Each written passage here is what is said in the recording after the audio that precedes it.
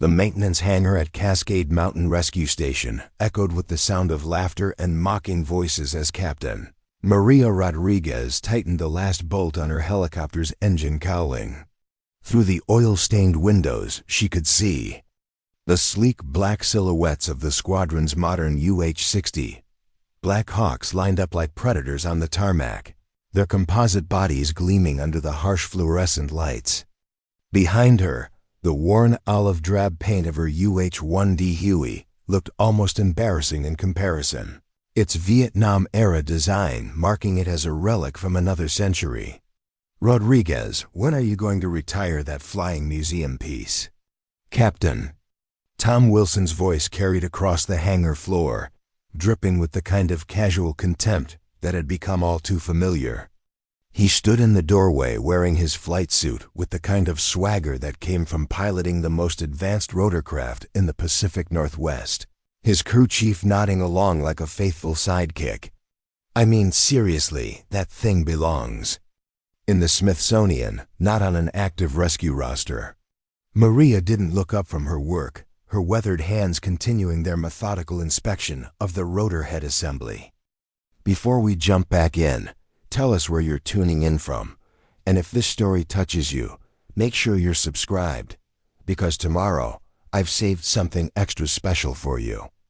At 34, she had been flying helicopters for 12 years, 8 of those in the unforgiving terrain of the Cascade Mountains, and she had learned that the best response to mockery was competence. Her Huey might be old, but it had never let her down when lives hung in the balance. The younger pilots with their computer-controlled aircraft and digital displays didn't understand that. Sometimes the most reliable machine was the one built when engineers designed things to last forever, rather than be replaced every few years. Old Faithfuls got more flight hours than your pretty bird and half the maintenance issues, she replied without looking up, using the affectionate nickname she'd given the helicopter years ago. "Besides, when was the last time you had to auto-rotate into a forest clearing in a thunderstorm? This girl's been doing it since before you were born." Wilson's laughter was sharp and cutting. "Right, because flying a helicopter that predates GPS is somehow superior to modern avionics. Face it, Rodriguez, the only reason Command keeps that antique around is because the bureaucrats are too cheap to buy another. Black Hawk, you're basically flying a backup to the backup." The words stung more than Maria cared to admit, not because they were particularly creative insults, but because they contained a grain of truth that had been eating at her for months. She was indeed flying the oldest aircraft in the squadron, a helicopter that had been manufactured in 1967 and had somehow survived Vietnam, decades of civilian service, and now mountain rescue operations. While her colleagues flew aircraft equipped with thermal imaging systems, advanced navigation computers, and fly-by-wire controls, she was still reading paper maps and relying on instruments that belonged in a museum. But there was something Wilson and the others didn't understand about Old Faithful, something that went beyond specifications and performance charts. This helicopter had a soul, a personality that came from decades of faithful service and the accumulated wisdom of thousands of flight hours. Maria could feel its moods through the cyclic stick, could sense its limitations and capabilities in ways that no computer system could replicate. When she flew the Huey, she wasn't just operating a machine. She was partnering with a veteran that had seen everything and survived it all. Staff Sergeant Jake Thompson emerged from beneath the aircraft's belly, his coveralls stained with hydraulic fluid and his face bearing the satisfied expression of a mechanic who had just solved a particularly challenging problem. At 28, Jake had been maintaining helicopters for nearly a decade, and he had developed an almost mystical relationship with the aging aircraft in his care. He wiped his hands on a rag and shot a pointed look at Wilson, who was still holding court near the hangar entrance. "Captain Wilson," Jake called out, his voice carrying the respectful but firm tone that senior NCOs used when addressing officers they didn't particularly like. "Didn't your fancy Black Hawk spend 3 days in maintenance last week, because the flight computer decided to throw a tantrum. Meanwhile, this museum piece has been flying daily missions for the past 6 months without a single mechanical delay. Wilson's expression darkened slightly, but before he could respond, the conversation was interrupted by the arrival of Corporal Lisa Chun, who burst through the hangar's side door with the kind of urgency that immediately commanded attention. At 24, Lisa was the newest member of the mountain rescue team, a former Air Force medical technician who had transitioned to civilian service after her enlistment ended. Her youthful enthusiasm and genuine desire to help people had quickly made her popular with the veteran crews, even if she sometimes felt intimidated by the casual competence of pilots like Maria. "Captain Rodriguez," Lisa called out, slightly out of breath from running across the base. "Major Harrison wants to see you in the operations center immediately. Something about a priority mission briefing." Maria felt her stomach tighten with a mixture of anticipation and dread. Priority mission briefings usually meant that someone was in serious trouble somewhere in the vast wilderness that surrounded their base, and time was running short. She grabbed her flight jacket from a nearby hook and followed Lisa toward the operations center, leaving Jake to finish the post-flight inspection and Wilson to continue his commentary about outdated aircraft. The operations center buzzed with the kind of controlled chaos that always preceded major rescue operations. Weather charts covered one wall, showing the massive storm system that was moving in from the Pacific Ocean, while another wall displayed topographical maps of the region, marked with red pins indicating known hazards and landing zones. Major David Harrison stood at the center of it all, his weathered face bearing the expression of a man who had spent too many years watching weather patterns and calculating risks. At 45, Harrison was a former Army aviator who had transitioned to civilian rescue work after retiring from military service. He had the kind of quiet authority that came from making life-and-death decisions under pressure, and his respect for Maria's abilities had been one of the few bright spots in her recent career. Unlike some of the younger pilots who saw her as a relic from an earlier era, Harrison understood that experience and skill mattered more than the age of the aircraft. "Rodriguez, glad you're here," Harrison said without preamble, gesturing toward the weather display. "We've got a situation developing, and it's going to require some old-school flying skills. The seismic monitoring station up at Mount Baker is reporting unusual activity, and about an hour ago, we lost contact with Pine Ridge Medical Outpost." Maria studied the map, noting the location of the medical facility deep in the wilderness area. Pine Ridge was one of the most remote installations in their coverage area, accessible only by helicopter or a 3-day hike through some of the most challenging terrain in the Pacific Northwest. The facility served as a forward medical station for loggers, hunters, and researchers working in the deep wilderness, and it was staffed by a small team of medical professionals who had volunteered for the isolation in exchange for the chance to serve people who had nowhere else to turn. "What kind of unusual activity?" Maria asked, though she suspected she already knew the answer. "Seismic readings consistent with a significant earthquake, probably magnitude 6.0 or higher. The epicenter appears to be somewhere in the Roosevelt National Forest, which would put Pine Ridge right in the affected area. We've tried reaching them on multiple radio frequencies, but there's been no response for the past 45 minutes." The implications were immediately clear to Maria.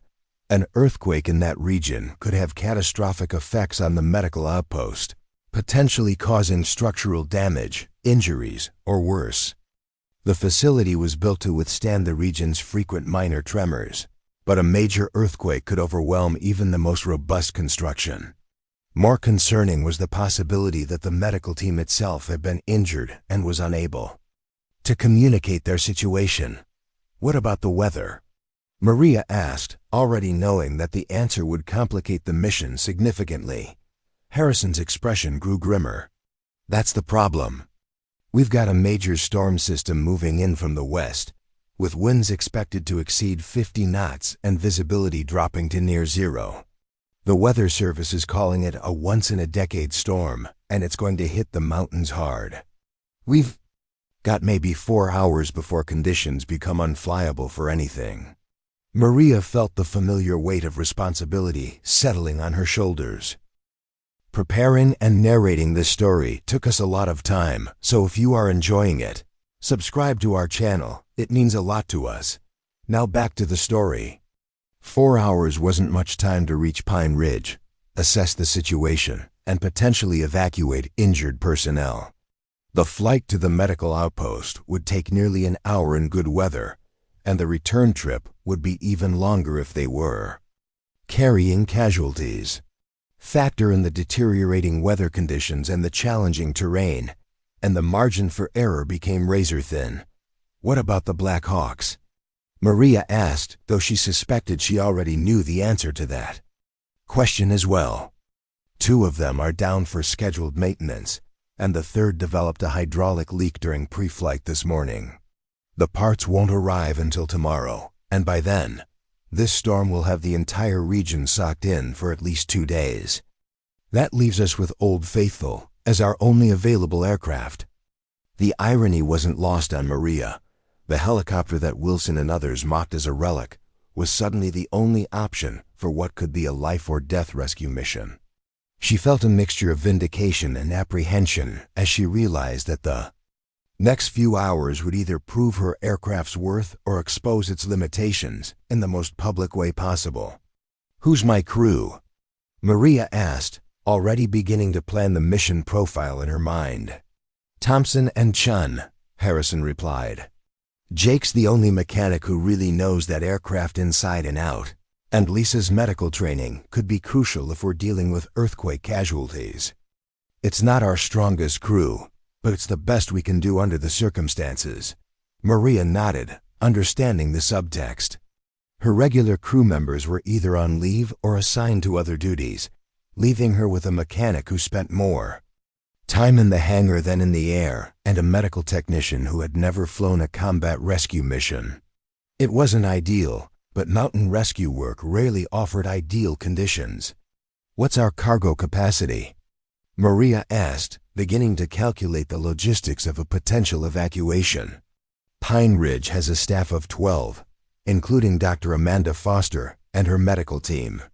If we're looking at a full evacuation, you'll need to make multiple trips, and that's assuming the weather holds long enough. The mathematics were daunting. Old Faithful could carry perhaps 6 passengers in addition to her crew, meaning at least 2 trips would be necessary for a full evacuation. With the storm approaching and the challenging flying conditions, each trip would be increasingly dangerous.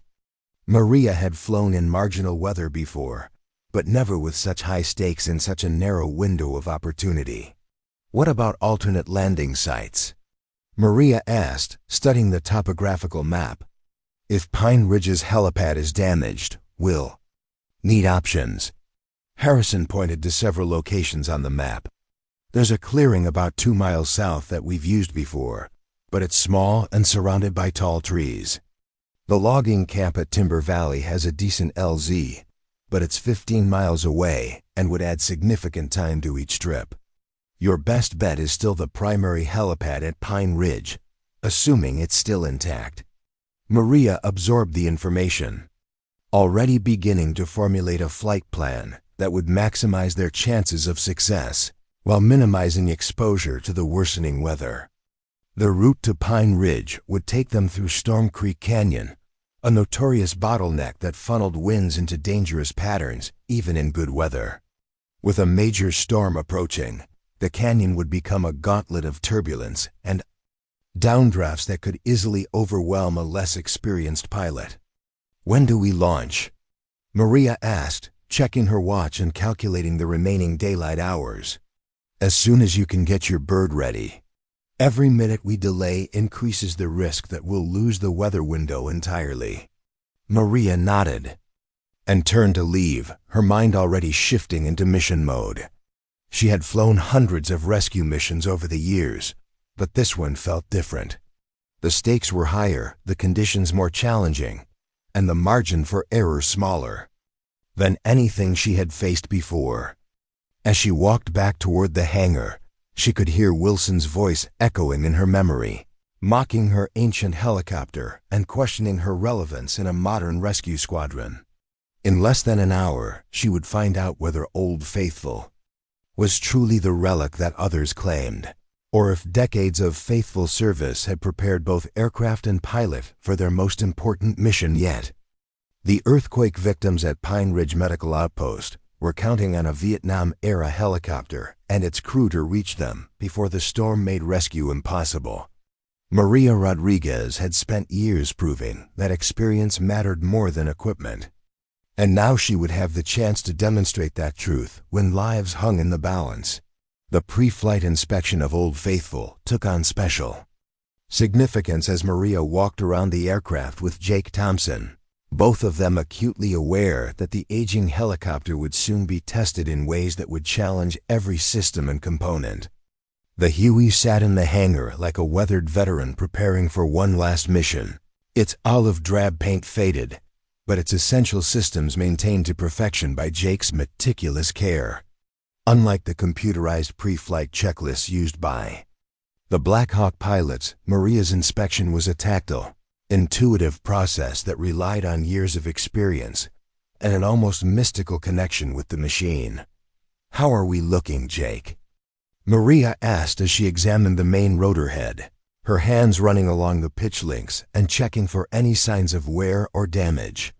"She's solid, Captain," Jake replied, his voice carrying the confidence of a mechanic who knew every bolt and rivet in the aircraft. "I replaced the tail rotor gearbox last month, and all the flight controls are within specifications. The only thing I'm concerned about is the weight and balance if we're looking at a full evacuation."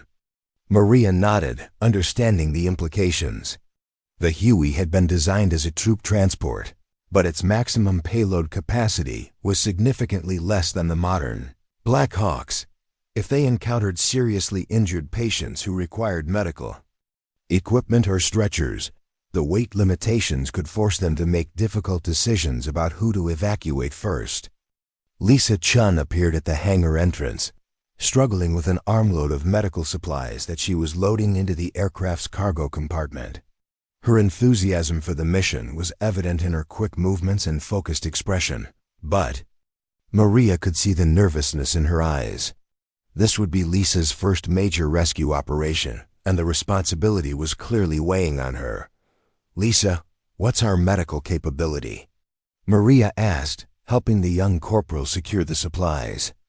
"In the aircraft, I've got trauma kits, 4 fluids, pain medications, and basic surgical supplies," Lisa replied, checking items off her list.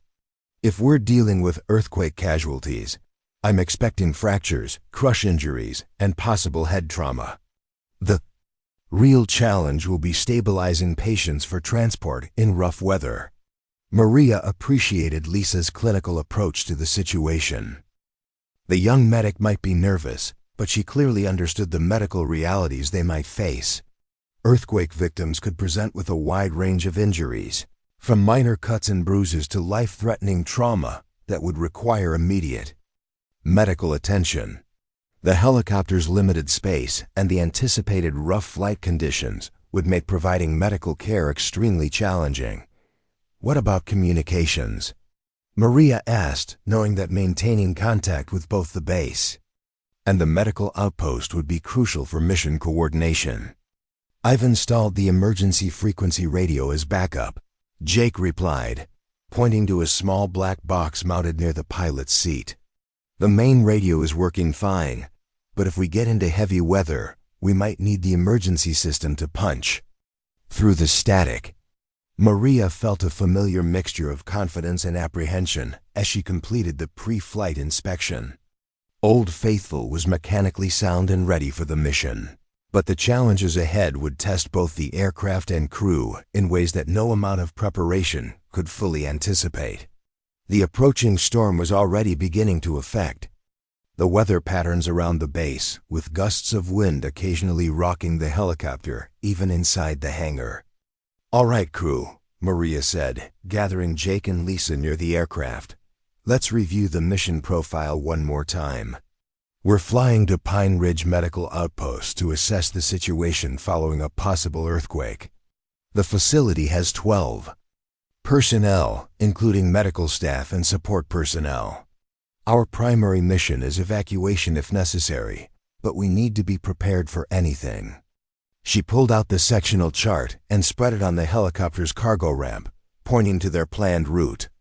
We'll fly direct to Pine Ridge through Storm Creek Canyon, which should take about 55 minutes in current conditions.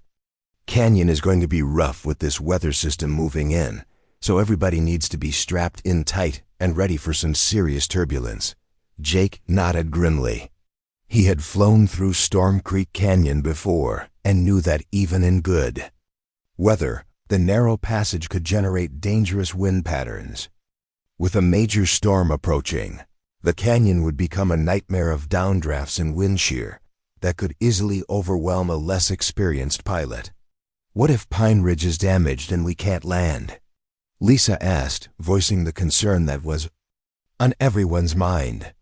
Then we'll have to get creative, Maria replied. There are alternate landing sites, but they're not ideal. We might have to rappel medical personnel down or use the hoist system to extract casualties. That's why we're bringing all the rope and rigging equipment. The sound of approaching footsteps caused all 3 crew members to look up as Major Harrison entered the hangar, his expression showing the strain of coordinating multiple emergency responses simultaneously. Behind him walked Dr. Amanda Foster, the Chief Medical Officer for the Mountain Rescue Service, her presence indicating that the situation at Pine Ridge was being taken very seriously. Rodriguez, I've got an update on the situation, Harrison said without preamble. The seismic monitoring station is now reporting aftershocks continuing in the Pine Ridge area. The last communication we had from the medical outpost was a brief RDIO transmission about structural damage and injured personnel, but the signal was too weak to get details. Dr. Foster stepped forward, her medical bag slung over her shoulder, and her expression showing the kind of focused determination that came from years of emergency medicine.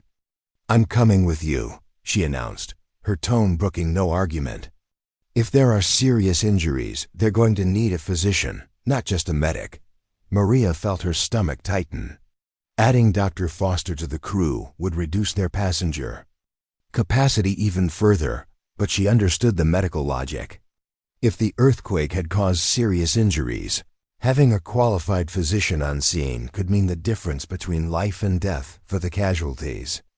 That changes our weight and balance calculations, Jake observed, though he was already mentally adjusting the aircraft's loading plan. We'll make it work, Maria replied, though she knew that every additional person on the aircraft would complicate the mission. Dr. Foster, I need you to understand that this is going to be a rough flight. The weather is deteriorating rapidly, and we're flying into terrain that's challenging, even in good conditions. I've flown with you before, Maria, Dr. Foster replied, with a slight smile. I trust your flying more than I trust the weather reports. The vote of confidence from the senior medical officer meant more to Maria than she cared to admit.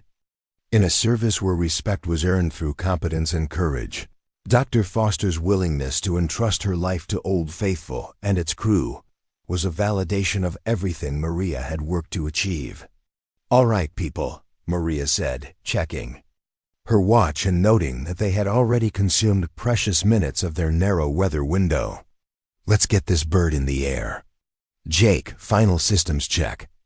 Lisa, secure all medical supplies for rough weather. Dr. Foster, you're riding in the left seat so you can monitor our approach to Pine Ridge. The crew scattered to their final preparations, each person focused on their specific responsibilities, while maintaining awareness of the larger mission. Maria strapped herself into the pilot's seat and began the startup sequence, her hands moving through the familiar routine of bringing the aging helicopter to life. Unlike the modern Black Hawks with their computerized startup procedures, Old Faithful required a more intimate knowledge of its systems and quirks. The twin-turbine engines wound up with their characteristic whine, and Maria felt the familiar vibration through the airframe as the rotor system began to turn. The sound was different from the modern helicopters, more mechanical and raw, but it carried the reassuring rhythm of machinery that had been proven in countless missions over decades of service. Cascade Mountain Control. This is Mountain Rescue 47 requesting departure clearance for emergency flight to Pine Ridge Medical Outpost. Maria called over the radio, her voice carrying the professional calm that came from years of emergency operations. Mountain Rescue 47, you are cleared for immediate departure. Be advised that weather conditions are deteriorating rapidly. Winds are gusting to 40 knots, and visibility is dropping. Recommend you expedite your departure before conditions worsen. Maria acknowledged the clearance and began the process of lifting off, feeling Old Faithful respond to her touch with the familiar blend of power and precision that she had come to love. The helicopter rose smoothly from the hangar floor, and Maria immediately noticed the effect of the approaching storm on the local weather patterns. Wind gusts rocked the aircraft as soon as they cleared the hangar, and she had to make constant corrections to maintain their heading. "This is going to be interesting," Jake muttered from his position behind the pilots, his voice audible over the intercom system. "Just another day at the office," Maria replied. Though she knew that this mission would test every skill she had developed over 12 years of flying helicopters in challenging conditions. As Old Faithful climbed away from Cascade Mountain Rescue Station, Maria could see the massive storm system approaching from the west, its dark clouds already beginning to obscure the peaks of the Cascade Range. The weather was moving faster than the forecasters had predicted, and she realized that their window of opportunity was closing even more rapidly than they had anticipated. The flight to Pine Ridge Medical Outpost would take them through some of the most challenging terrain in the Pacific Northwest, and the approaching storm would make every mile increasingly dangerous. But somewhere in the wilderness ahead, 12 people were counting on an ancient helicopter and its crew to reach them before the weather made rescue impossible. Maria Rodriguez had spent years proving that experience and skill mattered more than modern equipment, and now she would have the chance to demonstrate that truth when lives hung in the balance. Old Faithful might be mocked as a relic, but in the next few hours, it would either prove its worth or expose its limitations in the most public way possible. The initial flight toward Pine Ridge Medical Outpost proceeded smoothly enough, with Old Faithful cutting through the morning air at a steady 120 knots. Maria kept the helicopter at 3,000 feet above ground level, high enough to clear the initial ridgelines, but low enough to maintain visual contact with the terrain below. The familiar rhythm of the rotor blades and the steady hum of the twin-turbine engines created a mechanical symphony that spoke of reliability and endurance, qualities that the aging aircraft had demonstrated countless times over its decades of service. Dr. Foster sat in the left seat, her medical bag secured between her feet and her eyes scanning the landscape below for any signs of the earthquake's impact. Even from their current altitude, she could see evidence of the seismic activity that had struck the region. Fresh landslides scarred the mountainsides, and several of the logging roads that snaked through the forest showed signs of washouts and rockfalls. The earthquake had been more severe than the initial reports suggested, and the implications for the medical outpost grew more ominous with each passing mile. "Maria, look at that," Dr. Foster said, pointing toward a section of hillside where a massive landslide had completely blocked what had been a major access road. The slide was recent, with freshly exposed earth and scattered debris that hadn't yet been weathered by rain or wind. That road was the primary supply route for 3 different logging camps. If Pine Ridge suffered similar damage, we might be looking at structural collapse. Maria nodded grimly, her hands making constant small adjustments to the flight controls as the helicopter encountered the first effects of the approaching storm system. The wind was becoming increasingly gusty, and she could feel Old Faithful working harder to maintain its heading and altitude. The aircraft's age was becoming apparent in subtle ways that a less experienced pilot might not have noticed. The control responses were slightly sluggish compared to modern helicopters, and the engine instruments showed the kind of minor fluctuations that came with decades of wear and accumulated flight hours. Jake Thompson monitored the aircraft's systems from his position behind the pilots, his trained eye watching for any signs of trouble. The mechanic had an almost supernatural ability to detect problems before they became critical, a skill that had been honed through years of maintaining aircraft in harsh conditions. He could feel the helicopter's subtle changes in vibration and hear the minute variations in engine noise that might indicate developing problems. "Captain, we're starting to see some minor fluctuations in the number 2 engine," Jake reported, his voice calm but concerned. "Nothing critical yet, but I want to keep an eye on it. The turbine inlet temperature is running about 20 degrees higher than normal." Maria acknowledged the report while mentally calculating their options. A developing engine problem would complicate an already challenging mission, but it wasn't immediately critical. The Huey could fly on a single engine in an emergency, though. Their payload capacity and performance would be severely limited. She made a mental note to monitor the engine parameters more closely and began thinking about alternate courses of action if the situation deteriorated. Lisa Chun busied herself with organizing the medical supplies, her movements efficient and purposeful despite the growing turbulence. The young medic had studied everything she could find about earthquake injuries, and she was mentally preparing for the types of trauma they might encounter at Pine Ridge.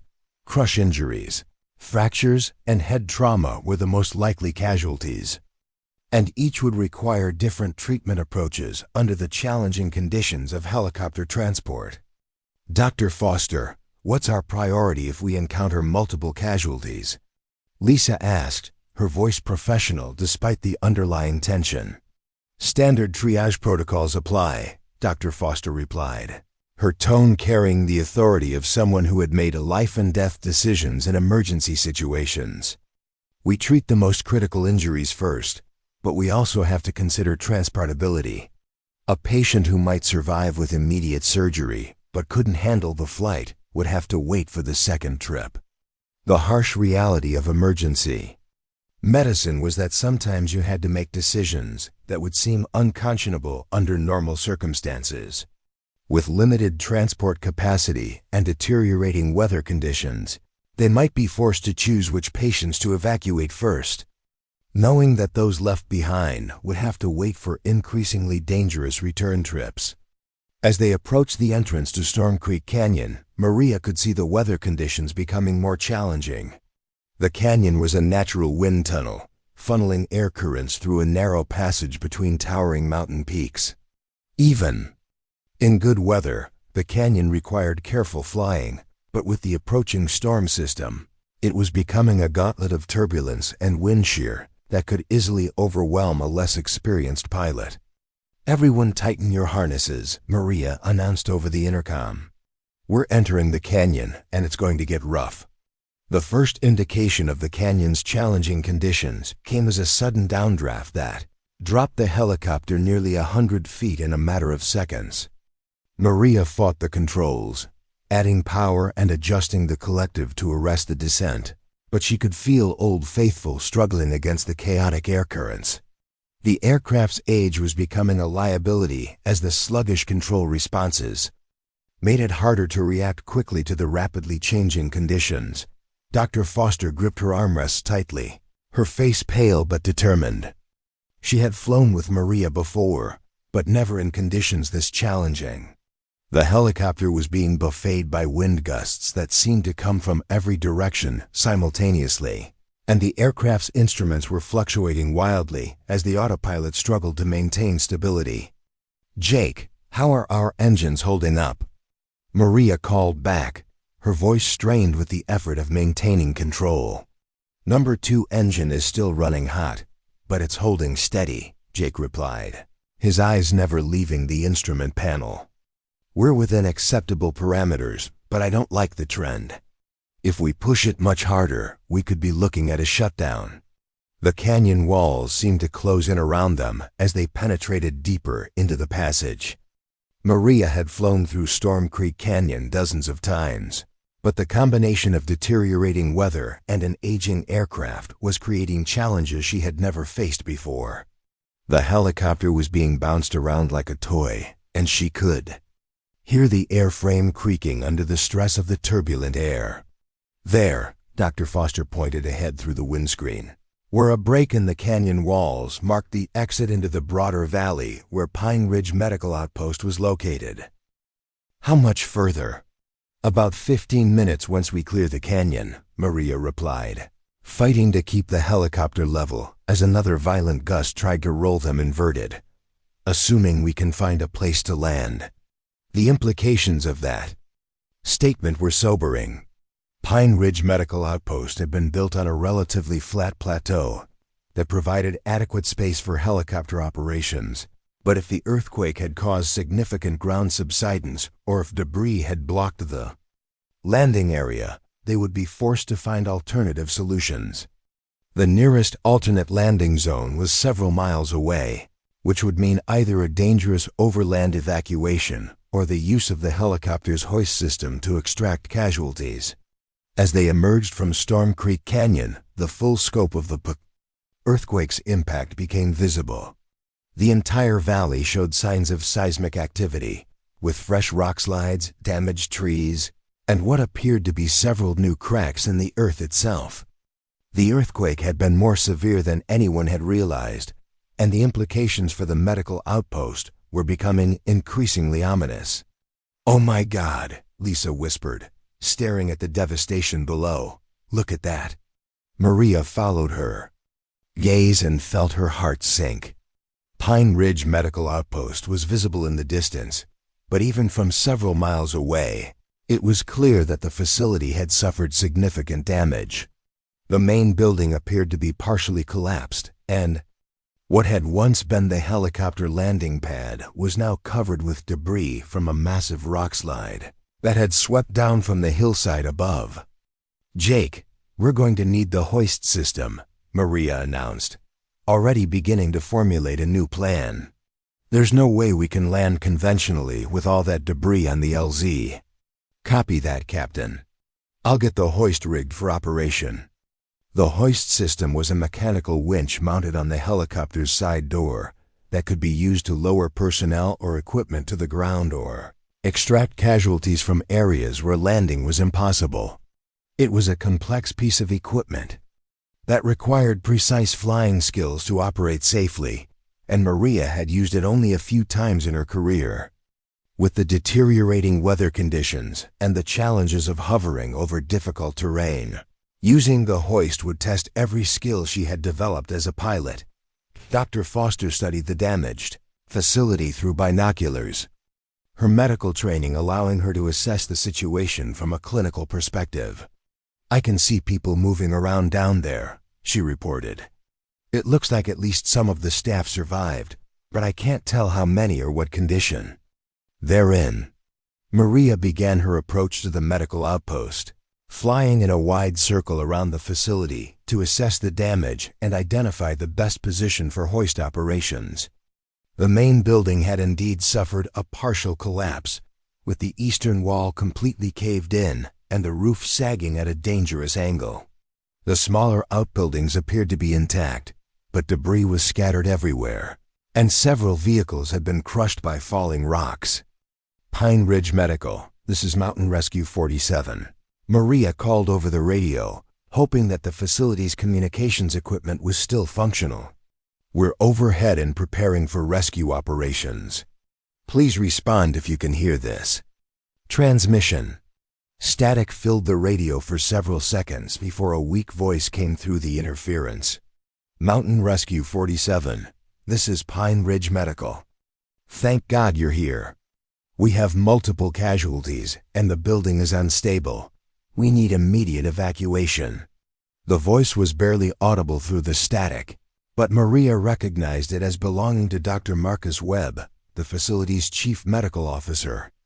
The fact that he was able to communicate suggested that at least some of the staff had survived the initial collapse, but the reference to multiple casualties indicated that the situation was more serious than anyone had hoped. Dr. Webb, this is Captain Rodriguez.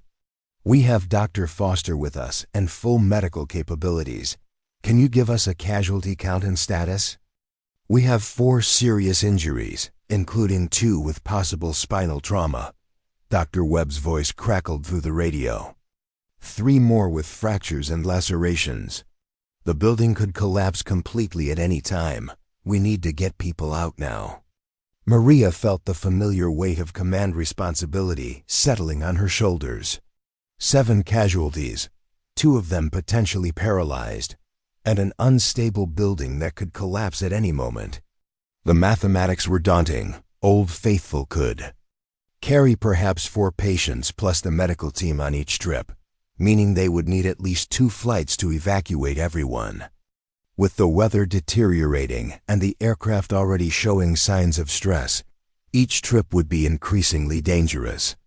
Dr. Webb, we're going to use the hoist system to extract casualties. Can you prepare patients for transport and establish a clear area for hoist operations? Affirmative, Mountain Rescue 47. We'll have the most critical patients ready for immediate transport. Maria positioned the helicopter in a hover about 50 feet above the medical facility, the aircraft bucking and pitching in the turbulent air. The rotor downwash was creating a whirlwind of debris around the damaged building, and she could see people on the ground struggling to maintain their footing in the artificial hurricane created by the helicopter's presence. Jake, lower Dr. Foster first, Maria instructed. She needs to assess the casualties and determine transport priorities. The hoist operation began with Jake opening the side door and preparing the rescue basket. Dr. Foster clipped herself into the harness with practiced efficiency, her medical bag secured to her body and her expression showing the focused determination that came from years of emergency medicine. The helicopter's cabin was filled with the roar of wind and the mechanical noise of the hoist system as Jake began lowering the doctor toward the ground.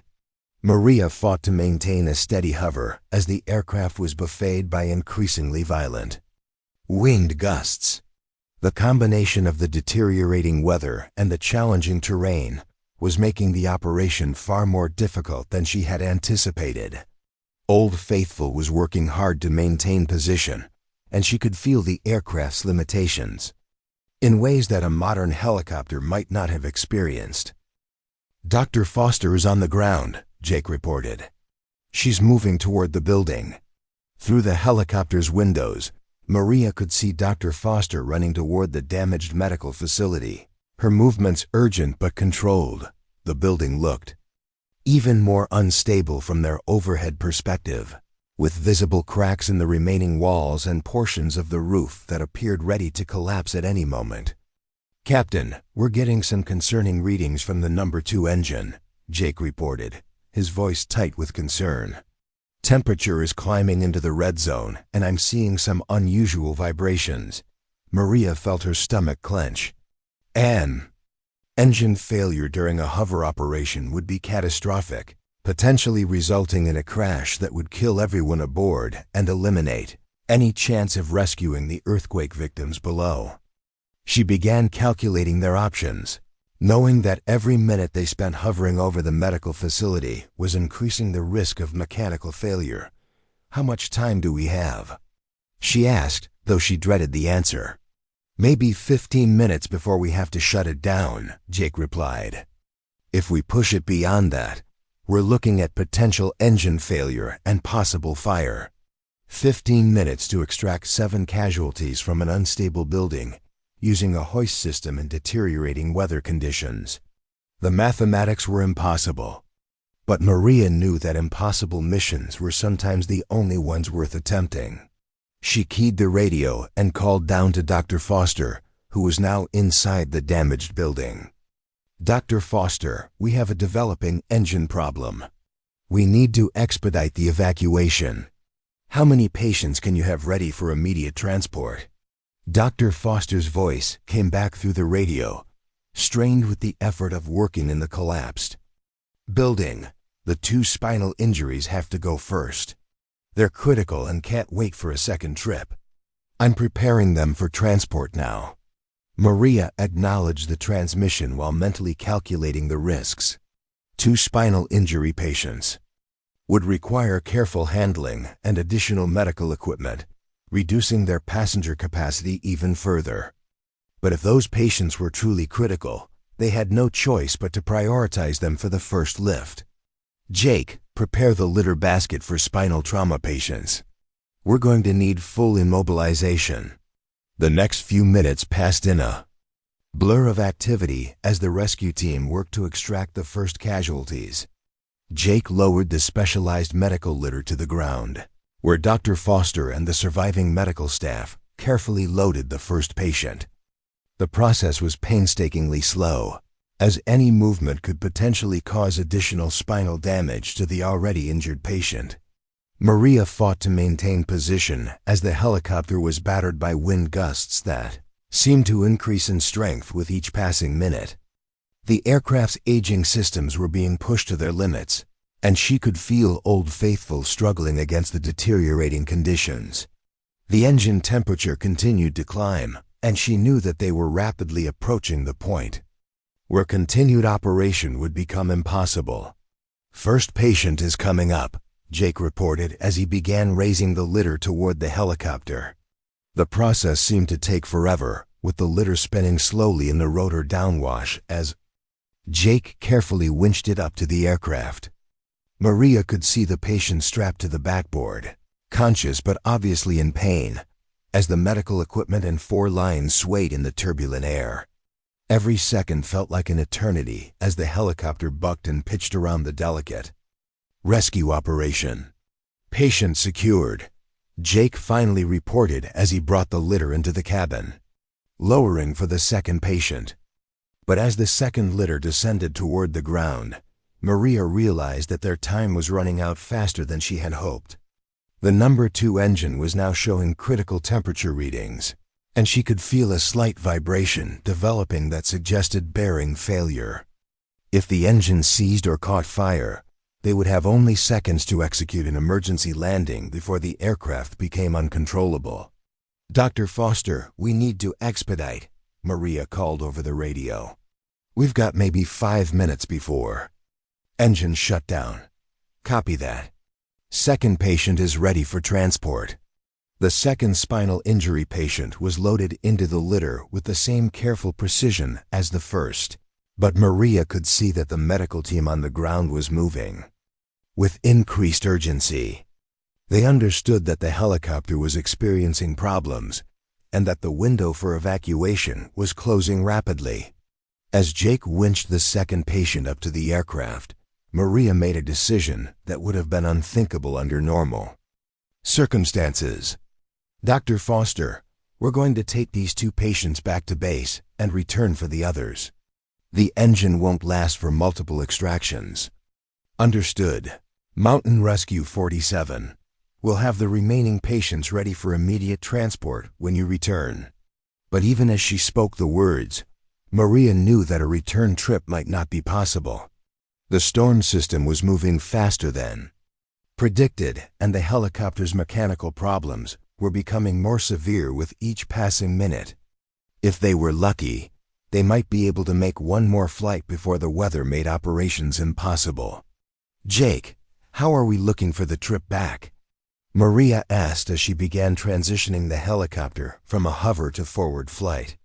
We'll make it back, but I wouldn't want to push the engine much further, Jake replied, his voice betraying the concern he felt about the aircraft's condition. The temperature is stabilizing now that we're not hovering, but we're still running hot. Lisa Chun worked frantically to stabilize the 2 spinal injury patients in the cramped cabin, her medical training put to the test by the challenging conditions. The helicopter's constant movement made it difficult to maintain 4 lines and monitor vital signs, but she was determined to keep both patients stable during the flight back to base. How are they doing? Dr. Foster asked over the intercom, her voice filled with concern for the patients they were leaving behind. Stable for now, Lisa replied, though her expression showed the strain of working under such difficult conditions. But they need surgery as soon as possible. The longer we wait, the greater the risk of permanent paralysis. Maria pushed Old Faithful toward maximum cruise speed, knowing that every minute saved during the return flight would be crucial for both the patients aboard and those still waiting at Pine Ridge. The helicopter responded sluggishly to her inputs, and she could feel the aircraft's age in every control movement. The engine instruments continued to show concerning trends, and she knew that they were pushing the aging aircraft beyond its design limits. The flight back through Storm Creek Canyon was even more challenging than the outbound trip, with the deteriorating weather creating increasingly violent turbulence. Maria fought to keep the helicopter stable while Lisa worked to maintain the patient's medical condition, the two women working together with the kind of professional competence that came from years of emergency operations. Base, this is Mountain Rescue 47 inbound with 2 critical patients, Maria called over the radio as they approached Cascade Mountain Rescue Station. We need immediate medical transport standing by and maintenance for engine problems. Copy, Mountain Rescue 47. Medical transport is standing by. What's your status for return flight? Maria looked at the engine instruments and felt a sinking feeling in her stomach. The number 2 engine was now showing signs of impending failure, and she knew that another flight would be pushing their luck beyond all reasonable limits. But 5 people were still trapped at Pine Ridge Medical Outpost, and she was the only pilot available with aircraft capable of reaching them. Unknown. At this time, she replied, we'll assess after landing. As Old Faithful settled onto the landing pad at Cascade Mountain Rescue Station, Maria knew that the most difficult decisions of the mission still lay ahead. The aircraft was showing signs of serious mechanical problems. The weather was deteriorating rapidly, and 5 people were still waiting for rescue at a facility that could collapse at any moment. She had proven that her ancient helicopter could handle the first part of the mission, but the real test was yet to come. The emergency medical team was waiting on the tarmac as Maria brought the helicopter to a hover over the designated landing area. The rotor downwash scattered debris across the asphalt as she carefully settled the aircraft onto the ground, her hands making constant adjustments to compensate for the gusty wind conditions.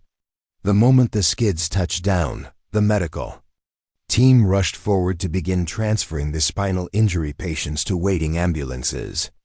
Jake Thompson was already moving toward the engine compartment before the rotors had stopped turning, his practiced eye assessing the extent of the mechanical problems that had developed during the flight. The number 2 engine was ticking and pinging as it cooled, the sounds of metal under stress that every mechanic learned to recognize. He opened the cowling and immediately saw the problem. Oil was leaking from the engine compartment, and the turbine blades showed signs of heat damage. That could lead to catastrophic failure. Captain, you need to see this, Jake called out, his voice carrying the grim tone of someone who had just discovered bad news. Maria approached the engine compartment, still wearing her flight helmet and feeling the adrenaline of the rescue mission coursing through her system. What she saw confirmed her worst fears. The number 2 engine was severely damaged, with oil leaking from multiple seals and visible heat distortion on several critical components. The engine was not just running hot, it was on the verge of complete failure. How bad is it? She asked, though she could already read the answer in Jake's expression. Bad enough that I wouldn't want to fly it across the base, let alone back to Pine Ridge, Jake replied, his hands exploring the damaged components with the careful touch of someone who understood the consequences of engine failure. We're looking at bearing failure, possible turbine damage, and oil system problems. This engine is done. Maria felt the weight of command responsibility settling on her shoulders like a physical burden. 5 people were still trapped at Pine Ridge Medical Outpost. The building could collapse at any moment, and her aircraft was now effectively grounded with mechanical problems that would normally require days of maintenance to repair. The storm system was continuing to move into the region, and within hours, flying would become impossible for any aircraft. Major Harrison appeared at her shoulder, his expression showing the strain of coordinating multiple emergency responses while dealing with equipment failures and deteriorating weather conditions. "Rodriguez, what's the status on your bird?" "Number 2 engine is shot," Maria replied bluntly. "Jake says it's not safe to fly." Harrison's face went pale as he absorbed the implications. "What about the remaining casualties at Pine Ridge?" 5 people still there, including Dr. Foster. The building is unstable and could collapse at any time." The major looked around. The flight line, where the other helicopters in the squadron sat silent and obviously unavailable. The Black Hawks were still down for maintenance, and the weather was now too severe for any of the smaller aircraft to attempt the flight to Pine Ridge. Mountain Rescue 47 was the only helicopter that had been capable of reaching the medical outpost, and now it was grounded with mechanical problems. "Options?" Harrison asked, though his tone suggested he already knew the answer. "We could try to repair the engine, but that would take hours we don't have," Jake interjected. "The weather window is closing fast, and by the time we could get the bird airworthy, again, conditions would be too severe for flight operations." Maria stared at her helicopter, feeling a mixture of frustration and determination. Old Faithful had gotten them to Pine Ridge and back with 2 critical patients, proving that the aging aircraft still had value despite its limitations. But now, when 5 people needed rescue more than ever, the helicopter's age and accumulated wear were finally showing their consequences. "What about single-engine operations?" she asked, knowing that the question would raise concerns about safety protocols and operational limitations. Jake's expression showed his understanding of what she was suggesting. "The Huey can fly on 1 engine, but payload capacity would be severely limited. We'd be looking at maybe 2 passengers maximum, and that's assuming perfect conditions." "Which we don't have," Harrison pointed out. "The weather is deteriorating rapidly, and Storm Creek Canyon is going to be impassable within the next hour." Maria walked around her helicopter, her mind racing through possibilities and calculating risks. She had spent years proving that experience and skill could overcome equipment limitations, but now she was facing a situation where the aircraft's mechanical problems might make rescue impossible. The irony was bitter. The helicopter that others mocked as a relic had successfully completed the first part of the mission, but its age was now preventing the completion of the rescue. "Captain Rodriguez," a voice called from across the tarmac, and Maria turned to see Captain Wilson approaching with his characteristic swagger. "I heard about your engine problems. Maybe it's time to admit that some aircraft are too old for critical missions." The comment stung, not because it was particularly creative or insulting, but because it contained a grain of truth that Maria was reluctant to acknowledge. Old Faithful had served faithfully for decades, but the accumulated wear and aging components were finally catching up with the aircraft's ability to perform demanding missions. "Wilson, unless you've got a magic solution to fix a Black Hawk hydraulic system in the next 10 minutes, I'd suggest you keep your opinions to yourself," Maria replied, her voice carrying the sharp edge of someone who was dealing with life and death decisions. But Wilson's presence reminded her of something important. The squadron had other resources, even if they weren't immediately available. The Black Hawks might be down for maintenance, but the maintenance crews were skilled and experienced. And in emergency situations, sometimes normal procedures could be bypassed in favor of expediency. "Jake, what would it take to get one of the Black Hawks airworthy?" she asked, knowing that the question would challenge normal maintenance protocols. "The one with the hydraulic leak could probably be patched for a single mission," Jake replied. Thoughtfully, "It wouldn't be pretty, and it wouldn't be safe by normal standards, but it might be possible." Harrison's expression showed his understanding of what they were discussing. You're talking about bypassing normal safety procedures and flying an aircraft that's officially grounded. The liability issues alone would be enormous. 5 people are going to die if we don't do something, Maria replied, her voice carrying the conviction of someone who had seen the consequences of inaction. Dr. Foster is still there, along with 4 casualties who need immediate medical attention. We can't just abandon them because of paperwork and liability concerns. The conversation was interrupted by the arrival of Dr. Sarah Mitchell, the Chief Medical Officer for the Rescue Service, who had been coordinating the treatment of the spinal injury patients. Her expression was grim as she approached the group gathered around Old Faithful. The 2 patients you brought back are stable, but they need surgery within the next few hours, Dr. Mitchell reported. More importantly, I just received a radio transmission from Dr. Foster at Pine Ridge. The building is showing signs of imminent collapse, and they've moved the casualties to a more secure location outside the facility. Maria felt a surge of relief mixed with renewed urgency. If the medical team had moved outside the unstable building, they would be safer from structural collapse, but they would also be more exposed to the deteriorating weather conditions.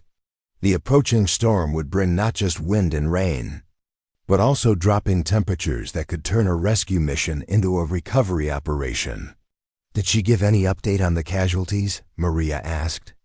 3 fractures, 1 head injury, and 1 patient with internal bleeding who's becoming critical, Dr. Mitchell replied. Without immediate medical intervention, the patient with internal bleeding won't survive the night. The medical assessment added another layer of urgency to an already desperate situation. Internal bleeding was a time-sensitive condition that required surgical intervention, and every minute of delay increased the risk of death. The patient might survive the helicopter flight back to base, but only if they could be extracted from Pine Ridge before their condition deteriorated beyond the point of no return. All right. Here's what we're going to do, Maria said, her voice carrying the authority of someone who had made a command decision. Jake, you and the maintenance crew are going to patch that Black Hawk well enough for 1 mission. I don't care if it's not pretty or if it violates every safety protocol in the book. We're going to get those people out of there. Captain, I have to advise against this course of action, Harrison said, his tone showing the conflict between his desire to save lives and his responsibility for operational safety. Flying an aircraft that's officially grounded could result in court-martial proceedings, not to mention the risk to crew and passengers. Then I'll take full responsibility, Maria replied. If this goes wrong, it's on me. But I'm not going to let 5 people die because we were too concerned about following procedures. Jake nodded grimly and headed toward the maintenance hangar, where the disabled Black Hawk waited for what would amount to field-expedient repairs. The maintenance crew would have to work miracles to get the aircraft airworthy in the time available, but Maria had seen these men and women perform miracles before when lives hung in the balance. Lisa Chun approached the group, her medical gear already packed and ready for another mission. Captain, what about crew assignments? Are we taking the same team? Maria looked at the young medic, noting the determination in her eyes despite the obvious exhaustion from the previous flight. Lisa, you've already done more than enough today. This next mission is going to be even more dangerous than the first. 1. With respect, ma'am, those people need medical attention, and I'm the only medic available who knows the situation at Pine Ridge, Lisa replied. I'm not sitting this one out. The courage of her crew members never ceased to amaze Maria. These were people who could have chosen safe, comfortable jobs, but instead they had dedicated their lives to rescuing others in the most dangerous conditions imaginable. Lisa's determination to return to Pine Ridge, despite the obvious risks, was emblematic of the kind of character that made mountain rescue operations possible. All right, Lisa, you're in. But understand that this flight is going to push every safety margin we have. The aircraft will be marginally airworthy. The weather is going to be terrible, and we're going to be operating at the absolute limits of what's possible.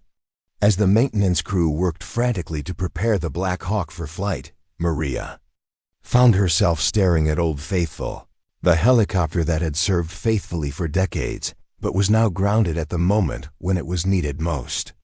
The aircraft looked tired and worn, its olive drab paint faded, and its components showing the accumulated wear of thousands of flight hours.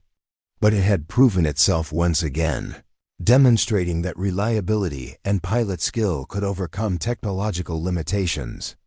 The sound of approaching engines caused everyone to look up as a flight of military helicopters appeared on the horizon, their silhouettes clearly identifiable as UH-6O, Black Hawks from the National Guard unit based at a facility nearly 200 miles away.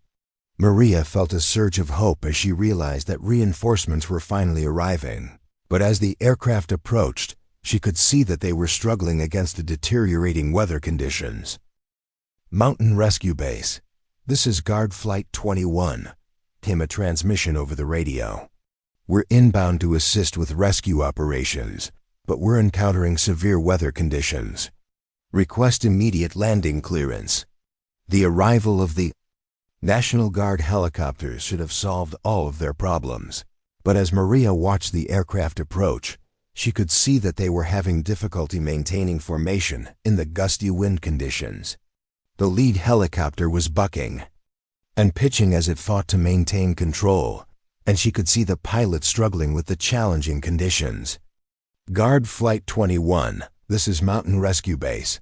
You are cleared to land, but be advised that weather conditions are deteriorating rapidly. We recommend immediate landing.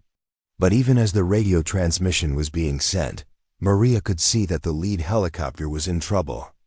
The aircraft was descending too rapidly, and the pilot appeared to be fighting a losing battle against the turbulent air. The Black Hawk hit the ground hard, bouncing once before settling onto the tarmac, with obvious damage to the landing gear. Guard Flight 21 is down, Harrison reported grimly. Looks like hard landing damage. They're not going to be flying anytime soon. The arrival of the National Guard helicopters had turned from salvation to additional complications.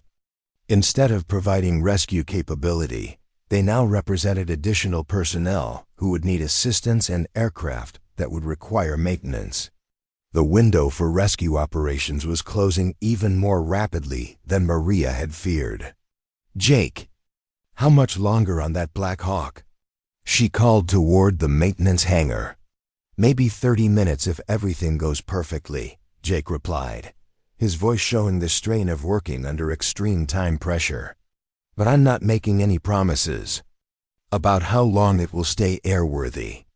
Maria looked at the weather conditions, noting that the wind was now gusting to nearly 50 knots and visibility was dropping rapidly as the storm system moved into the region. Within another hour, flying would become impossible for any aircraft, regardless of its capabilities or the skill of its pilots. The window for rescue operations was measured in minutes, not hours. The radio crackled with another transmission from Pine Ridge Medical Outpost, Dr. Foster's voice barely audible through the static and interference. "Mountain Rescue 47, this is Pine Ridge Medical. The patient with internal bleeding is deteriorating rapidly. We need immediate evacuation or we're going to lose him." Maria felt the weight of command responsibility like a physical burden. 5 people were counting on her to find a solution to an impossible situation, and every option seemed to carry unacceptable risks. The Black Hawk might be repaired in time, but flying it in the current weather conditions would be extremely dangerous. Old Faithful was grounded with engine problems that normally would require days to repair properly. The National Guard helicopters were damaged and unable to fly. But as she stood on the tarmac, watching the maintenance crew work frantically to repair the Black Hawk, Maria realized that sometimes the most important decisions weren't about choosing between good options and bad options.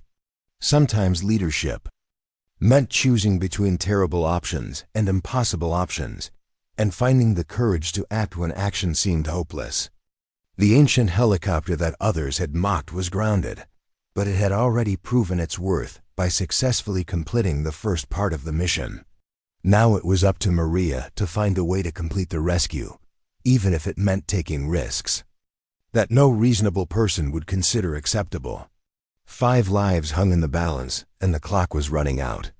The maintenance hangar buzzed with frantic activity as Jake Thompson and his crew worked to resurrect the grounded Black Hawk, their tools creating a symphony of mechanical urgency against the backdrop of the approaching storm. Maria watched from the hangar entrance, her pilot's eye assessing the damage to the aircraft that represented their only hope of completing the rescue mission. The hydraulic leak that had grounded the helicopter was more extensive than initially reported, with fluid pooling beneath the aircraft and staining the concrete floor in an ever-widening circle. "How does it look, Jake?"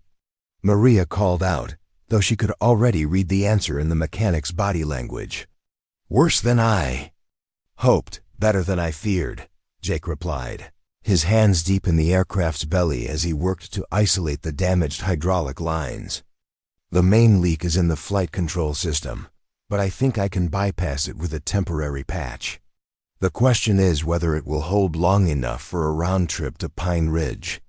Maria nodded grimly, understanding that they were about to attempt something that violated every safety protocol in the book. Flying an aircraft with known hydraulic problems in severe weather conditions was the kind of decision that could end careers and lives simultaneously. But with 5 people trapped at Pine Ridge Medical Outpost and no other options available, the choice between risk and certain death seemed clear. The radio crackled with another transmission from Pine Ridge, Dr. Foster's voice tight with strain, as she provided updates on the casualties. "Mountain Rescue 47. The patient with internal bleeding is showing signs of shock. Blood pressure is dropping and consciousness is becoming intermittent. We need immediate evacuation or we're going to lose him within the hour." The medical assessment added another layer of urgency to an already desperate situation. Internal bleeding was a condition that deteriorated rapidly without surgical intervention, and the patient's survival window was measured in minutes rather than hours. Every delay increased the likelihood that the rescue mission would become a recovery operation. "Dr. Foster, this is Captain Rodriguez," Maria replied over the radio. "We're working on getting an aircraft airworthy. Can you give me an assessment of the landing zone conditions? The debris from the rockslide has made the primary LZ unusable, but we've identified a clearing about 200 meters east of the facility. It's small and surrounded by trees, but it might be workable for a skilled pilot. Wind conditions are becoming severe, with gusts exceeding 40 knots. Maria absorbed the information while mentally calculating the challenges of landing in a confined area during severe weather conditions. A small clearing surrounded by trees was the kind of landing zone that required absolute precision and perfect timing. There would be no margin for error, and a single mistake could result in a crash that would eliminate any possibility of rescue. Copy that, Dr. Foster. We'll be airborne as soon as we have an aircraft ready. But even as she spoke the words, Maria knew that the situation was becoming increasingly desperate. The weather was deteriorating faster than anyone had anticipated, and the window for flight operations was closing rapidly. The storm system had intensified as it moved inland, bringing with it wind conditions that would challenge even the most modern aircraft. Captain Wilson appeared at her shoulder, his expression showing a mixture of concern and skepticism. "Rodriguez, you're not seriously thinking about flying a damaged aircraft in these conditions, are you? The liability alone would be enough to end your career." "Wilson, if you've got a better idea, I'm all ears," Maria replied, her voice carrying the sharp edge of someone who was dealing with life and death decisions. "Because right now, that damaged aircraft is the only thing standing between 5 people and certain death. What about waiting for the weather to improve? These storm systems usually pass through in a few hours." Maria turned to face Wilson, her expression showing the kind of controlled anger that came from years of dealing with armchair quarterbacks who had never faced real emergency situations. The patient with internal bleeding doesn't have a few hours. He'll be dead within 60 minutes if we don't get him to a surgical facility. The building at Pine Ridge is structurally unsound and could collapse at any moment. And the temperature is dropping fast enough that exposure could become a factor even for the healthy personnel. Wilson's expression showed his understanding of the situation's gravity, but also his reluctance to support a course of action that violated every safety protocol in the book. I understand the urgency, but flying a damaged aircraft in severe weather conditions is suicide. You'll be putting your crew at risk along with the people you're trying to save. That's a decision for my crew to make, Maria replied, though she knew that Wilson's concerns were valid. The mission they were contemplating was dangerous beyond any reasonable measure, and the likelihood of success was questionable at best. Lisa Chun approached the group, her medical gear already packed and her expression showing the determined focus of someone who had made a difficult decision. "Captain, I've been monitoring the medical situation at Pine Ridge. The patient with internal bleeding is in critical condition, and every minute we delay reduces his chances of survival. I'm ready to go whenever you are." The courage of her crew members continued to amaze Maria. Lisa could have chosen to remain at base, citing the dangerous conditions and the questionable airworthiness of the aircraft. Instead, she was volunteering to risk her life for people she had never met, simply because they needed help and she had the skills to provide it. "Lisa, you understand what we're attempting here? This isn't going to be a routine medical evacuation. We're talking about flying a damaged aircraft in severe weather conditions to extract casualties from a disaster zone." "I understand, ma'am. But those people need medical attention, and I'm the only medic available who knows the situation at Pine Ridge. I'm not sitting this one out."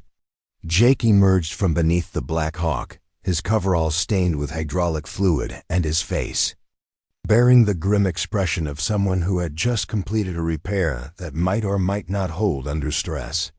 "Captain, I've got the hydraulic system patched, but I need to be honest about what we're dealing with. This is a field expedient repair that's designed to get us through one mission. If we push it beyond that, we're looking at possible system failure." "Define possible system failure," Maria asked, though she suspected she already knew the answer. "Loss of flight control authority, which would make the aircraft uncontrollable. In simple terms, if the patch fails, we're going down, wherever we happen to be at the time." The stark assessment of the aircraft's condition added another layer of risk to an already dangerous mission. They would be flying an aircraft that could become uncontrollable at any moment, in weather conditions that were challenging even for fully operational helicopters. The margin for error was essentially non-existent. "How confident are you in the repair?" Maria asked. "Confident enough to fly it myself," Jake replied, his voice carrying the conviction of someone who stood behind his work. "But I wouldn't recommend it to anyone who had other options." Maria looked around the hangar at the faces of her crew, seeing the mixture of fear and determination that marked people who were about to attempt something that others would consider impossible. These were individuals who had dedicated their lives to rescuing others, and they were willing to risk everything to save 5 people they had never met. "All right, people, here's the situation," Maria announced, her voice carrying the authority of someone who had made a command decision. "We're going to attempt to fly a damaged aircraft in severe weather conditions to complete a rescue mission. That may not be possible. Anyone who wants to opt out can do so now with no questions asked and no judgment from me." The hangar fell silent as each crew member considered the risks and made their individual decisions. These were people who had signed up for dangerous work, but what they were contemplating went far beyond normal risk tolerance. They would be betting their lives on Maria's flying skills, Jake's mechanical expertise, and the structural integrity of a hastily repaired aircraft. "I'm in," Lisa said without hesitation, her voice carrying the determination of someone who had already made peace with the risks involved. "Same here," Jake added, his confidence in his own repair work evident in his tone. "If this thing is going to fly, I want to be aboard to monitor the systems." Maria felt a surge of pride in her crew, mixed with the sobering responsibility of leading them into a situation that could easily result in their deaths. But she also knew that leadership sometimes meant making decisions that others couldn't or wouldn't make, and accepting the consequences of those decisions, regardless of the outcome. "Then let's get this bird in the air," she said, moving toward the pilot's seat of the damaged Black Hawk. The pre-flight inspection of the hastily repaired helicopter was unlike anything Maria had ever experienced. Instead of the routine checks that normally preceded flight operations, she was examining field-expedient repairs that had been completed under extreme time pressure. The hydraulic patch was visible as a collection of clamps and temporary fittings that looked more like plumbing than aircraft systems. "Jake, walk me through the limitations of this repair," Maria said as she settled into the pilot's seat. "The patch should hold under normal flight conditions, but avoid sudden control inputs or high G-forces. The hydraulic pressure is lower than normal, so control response will be sluggish. And if you see any warning lights related to the hydraulic system, we need to land immediately." Maria nodded, understanding that they were about to fly an aircraft that was operating at the very edge of its capabilities. The margin for error was so small that a single mistake could result in catastrophic failure, but the alternative was to abandon 5 people to certain death.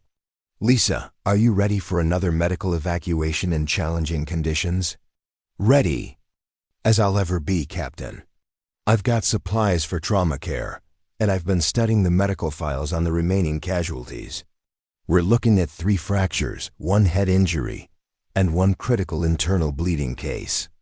The medical assessment confirmed what Maria already knew. They would be extracting patients who required immediate surgical intervention, and the flight back to base would be a race against time. The helicopter's damaged condition would make the flight more challenging, but the patient's medical needs would make every minute critical. "Mountain Rescue Base. This is Mountain Rescue 47 requesting departure clearance for emergency medical evacuation," Maria called over the radio, her voice carrying the professional calm that had become second nature after years of emergency operations. "Mountain Rescue 47, you are cleared for immediate departure. Be advised that weather conditions are beyond normal operational limits. Winds are gusting to 60 knots with visibility dropping to less than 1 mile. Recommend you abort the mission and wait for improved conditions." The weather assessment from base operations confirmed what Maria could already see through the hangar windows. The storm system had arrived with full force, bringing wind conditions that would challenge even the most modern aircraft. Trees were bending to angles that suggested they might snap at any moment, and debris was being blown across the flight line with enough force to damage aircraft. "Base, understand the weather conditions. We have critical patients at Pine Ridge who will not survive if we wait for improved conditions. Request permission to proceed." There was a long pause before the response came back, the voice of the controller, showing the strain of authorizing a mission that violated every safety protocol in the book. "Mountain Rescue 47, you are cleared to proceed at your own risk. B. Advised that emergency services are standing by, but weather conditions may prevent immediate response if you encounter difficulties." Maria acknowledged the transmission while beginning the startup sequence for the damaged helicopter. The aircraft came to life with the familiar whine of turbine engines, but she could immediately sense that something was different. The hydraulic system was generating unusual noises, and the control responses felt sluggish compared to normal operations. "Jake, are you seeing anything unusual in the systems?" "Hydraulic pressure is lower than normal, but it's holding steady. The patch appears to be working, but I don't like the sound of the auxiliary pump. It's working harder than it should." Maria absorbed the information while lifting the helicopter into a hover, immediately feeling the effect of the severe weather conditions. The aircraft was being buffeted by wind gusts that required constant control inputs to maintain position, and she could see that the hydraulic system was struggling to provide adequate power assistance. "This is going to be interesting," she muttered, transitioning the helicopter to forward flight and beginning the journey toward Pine Ridge Medical Outpost. The flight through the storm system was unlike anything Maria had experienced in her 12 years of flying helicopters. The wind was not just strong. It was chaotic, with gusts coming from multiple directions simultaneously and creating turbulence that threatened to overwhelm the aircraft's control systems. The damaged hydraulic system was making the situation worse, as the sluggish control responses made it difficult to react quickly to the rapidly changing conditions. "Captain, hydraulic pressure is fluctuating," Jake reported, his voice tight with concern. "The patch is holding, but it's under more stress than I anticipated. How much stress can it handle?" "Unknown. This is uncharted territory for field expedient repairs." Maria fought to maintain control as the helicopter was struck by a particularly violent gust that rolled the aircraft nearly inverted before she could correct. The damaged hydraulic system responded slowly to her inputs, and she could feel the aircraft struggling against the chaotic air currents. Every control movement required more effort than normal, and she realized that her strength would become a limiting factor during the long flight to Pine Ridge. "Lisa, how are you doing back there?" "Hanging on, but this is rougher than anything I've experienced before." "How much longer to Pine Ridge?" "About 40 minutes if we can maintain this heading and speed." But even as she spoke the words, Maria knew that maintaining heading and speed in these conditions would be a constant battle. The storm system was more intense than anyone had predicted, and the helicopter's damaged condition was making every mile a struggle against both weather and mechanical limitations. The radio crackled with another transmission from Pine Ridge, Dr. Foster's voice barely audible through the static and interference. "Mountain Rescue 47. The patient with internal bleeding has lost consciousness. We're performing emergency field surgery, but he needs immediate transport to a surgical facility." The medical update added another layer of urgency to an already desperate situation. Emergency field surgery was a last resort that bought time rather than providing a cure. The patient would need immediate transport to a fully equipped surgical facility, and every minute of delay increased the likelihood that the improvised surgery would fail. "Dr. Foster, this is Captain Rodriguez. We're en route but encountering severe weather conditions. ETA is approximately 35 minutes. Copy that, Mountain Rescue 47. We'll keep him stabilized as long as possible." Maria pushed the damaged helicopter toward maximum cruise speed, knowing that every minute saved during the flight to Pine Ridge could mean the difference between life and death for the critical patient. But the aircraft's damaged hydraulic system was making high-speed flight increasingly difficult, and she could feel the control responses becoming more sluggish with each passing mile. "Jake, I'm losing hydraulic assistance on the flight controls. How much longer can we maintain this speed?" "Not much longer. The auxiliary pump is overheating, and if it fails, we'll lose all power assistance. You'll have to fly the aircraft manually, which is going to be exhausting in these conditions." Manual flight control in a helicopter was possible, but extremely demanding, requiring constant physical effort to maintain control. In severe weather conditions, manual flight could quickly exhaust even the strongest pilot, leading to control problems that could result in catastrophic loss of control. "Can you do anything to keep the pump running?" "I'm trying, but the system is beyond its design limits. The patch is holding, but it's creating pressure fluctuations that are stressing every component in the hydraulic system." Maria felt sweat beating on her forehead despite the cool air in the cockpit. The combination of physical effort required to control the aircraft and the stress of flying in severe weather conditions was taking its toll. She had flown in challenging conditions before, but never in an aircraft that was fighting her every control input. "There's Pine Ridge Valley," Lisa called out, pointing through the windscreen toward the depression in the mountains where the medical facility was located. Maria looked ahead and felt her heart sink. The valley was completely socked in with low-hanging clouds and driving rain that reduced visibility to near zero. The medical facility was invisible from their current position, and the landing zone that Dr. Foster had described would be impossible to locate in these conditions. "Dr. Foster, we're overhead the valley, but visibility is near zero. Can you provide guidance to the landing zone?" "Mountain Rescue 47, we can hear your rotors, but we can't see you. The landing zone is approximately 200 meters east of the main facility. We'll try to provide verbal guidance." Verbal guidance for a landing in severe weather conditions was like trying to perform surgery while blindfolded. Maria would have to rely on voice commands from the ground while flying an aircraft that was barely under control in conditions that would challenge even the most modern helicopters. "Beginning descent into the valley," Maria announced, her voice showing the strain of maintaining control in the turbulent air. The descent into Pine Ridge Valley was a nightmare of turbulence and reduced visibility.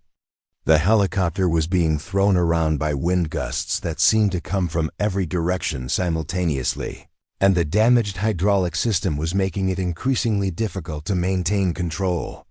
Maria could feel her arms beginning to ache from the physical effort required to fly the aircraft manually.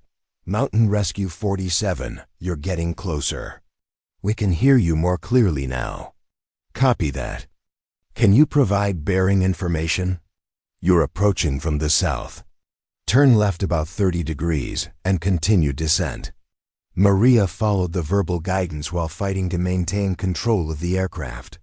The turbulence was becoming more severe as they descended into the valley, and she could feel the helicopter being pushed around by wind currents that were being channeled and concentrated by the surrounding mountains. "Jake, how are our systems holding up?" "Hydraulic pressure is dropping, but it's still within acceptable limits. The patch is holding, but I don't know for how much longer." The sound of the rotors was becoming labored as the helicopter fought against the severe weather conditions. Maria could feel the aircraft's limitations in every control input, and she realized that they were pushing both the helicopter and crew beyond their normal capabilities. "There," Lisa called out, pointing through the rain-streaked windscreen toward a break in the clouds. "I can see lights." Maria looked where Lisa was pointing and saw the dim glow of emergency lighting through the driving rain. The lights marked the location of Pine Ridge Medical Outpost, and she could make out the shapes of people moving around what appeared to be a makeshift medical facility set up outside the damaged building. "Dr. Foster, we have visual contact with your position. Where is the landing zone? Continue east from our position." "The landing zone is a small clearing surrounded by trees. It's going to be tight, but it's the only option we have."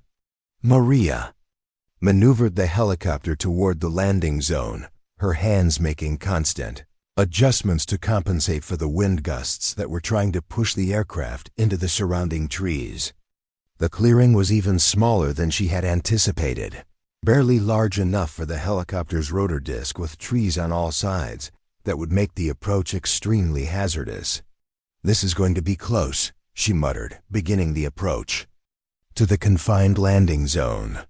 The approach to the landing zone was the most challenging flying Maria had ever attempted. The helicopter had to be flown between trees that were swaying in the wind, with margin for error measured in feet rather than yards.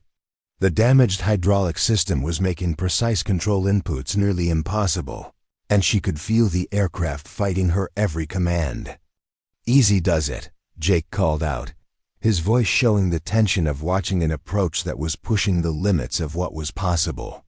Maria eased the helicopter down into the confined space, her hands working constantly to maintain control. as the aircraft was buffeted by wind gusts that were being channeled and concentrated by the surrounding trees. The rotor downwash was creating a hurricane of debris and flying branches that made visibility even more challenging. Almost there, Lisa encouraged, though her voice showed the strain of watching an approach that could easily result in disaster. The helicopter touched down in the small clearing with a jarring impact that spoke of the challenging conditions and the pilot's exhaustion. Maria felt a wave of relief as the aircraft settled onto the ground, but she knew that the most dangerous part of the mission was still ahead. They had to extract 5 casualties from a disaster zone and then make the return flight through the same severe weather conditions that had nearly overwhelmed them on the approach. "We're down," she announced over the radio, her voice hoarse from the physical effort of controlling the aircraft, preparing for casualty extraction. But even as she spoke the words, Maria could see people running toward the helicopter through the driving rain, their movements urgent and desperate.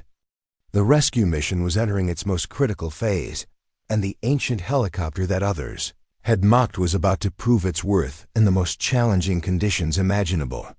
The moment the helicopter settled onto the muddy ground of the improvised landing zone, Maria could see the extent of the disaster that had befallen Pine Ridge Medical Outpost.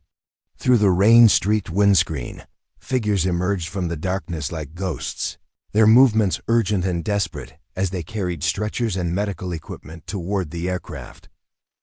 Dr. Foster appeared at the pilot's door, her face streaked with mud and blood, her medical scrubs torn and stained from hours of emergency surgery, performed under the most primitive conditions. "Maria, thank God you made it," Dr. Foster shouted over the roar of the helicopter's engines and the cavling howling wind. "The patient with internal bleeding is critical. We managed to stabilize him temporarily, but he needs immediate transport to a surgical facility. We've got him prepped for transport, but you need to know that any significant turbulence could cause the emergency surgery to fail." Maria felt the weight of that medical assessment like a physical blow. The return flight through the storm system would be even more challenging than the approach, and the turbulence that had nearly overwhelmed the aircraft on the way to Pine Ridge would now be complicated by the need to provide a smooth ride for a patient whose life depended on delicate surgical work holding together. "How are the other casualties?" Maria asked, already beginning to calculate weight and balance for the evacuation flight. 3 fractures that are stable for transport, 1 head injury who's conscious but confused, and 1 patient who's developing signs of shock from exposure. We need to get all of them out now, because the temperature is dropping fast, and the shelter we've rigged isn't going to protect them through the night. Jake Thompson was already moving toward the helicopter's cargo area, preparing for the rapid loading of casualties while monitoring the aircraft systems. The damaged hydraulic system was holding for now, but the stress of the approach and landing had pushed the field expedient repairs to their limits. Warning lights were beginning to flicker on the instrument panel, indicating that multiple systems were operating beyond their design parameters. "Captain, we've got problems developing," Jake reported over the intercom. "The auxiliary hydraulic pump is overheating, and I'm seeing pressure fluctuations that suggest the patch is starting to fail. We need to expedite this evacuation if we're going to get airborne before the system gives out completely." Maria acknowledged the warning while watching the medical team load the first patient into the helicopter. The casualty with internal bleeding was unconscious and connected to multiple 4 lines, his condition so critical that even the vibration from the helicopter's engines seemed to cause his vital signs to fluctuate. Lisa Chun immediately began monitoring the patient's condition, her medical training put to the test by the challenging environment. "How's he looking, Lisa?" Maria asked, though she could already read the answer in the young medic's expression. "Blood pressure is dropping, and pulse is becoming irregular. The field surgery is holding, but barely. Any significant turbulence could cause internal bleeding to resume, and if that happens, We'll lose him before we can get back to base. The medical assessment added another layer of complexity to an already challenging situation. Maria would have to fly the return trip with unprecedented smoothness, avoiding the kind of aggressive control inputs that had been necessary to fight through the storm system on the approach. But the damaged hydraulic system was making precise control increasingly difficult, and the severe weather conditions would require constant corrections to maintain safe flight. The loading of the remaining casualties proceeded with desperate efficiency, each patient carefully secured for transport, while the medical team provided updates on their conditions. The 3 fracture patients were stable, but in significant pain, requiring pain medication that would make them more susceptible to the effects of motion and turbulence. The head injury patient was conscious but disoriented, requiring constant monitoring to ensure that his condition didn't deteriorate during the flight. "That's everyone," Dr. Foster announced as the last patient was secured in the helicopter's cargo area. 5 casualties plus medical personnel. "We're at maximum capacity." Maria ran quick calculations in her head, knowing that the helicopter was now loaded beyond its normal operational limits. The damaged hydraulic system would make the aircraft even more difficult to control, and the severe weather conditions would require maximum power from engines that were already stressed from the challenging approach.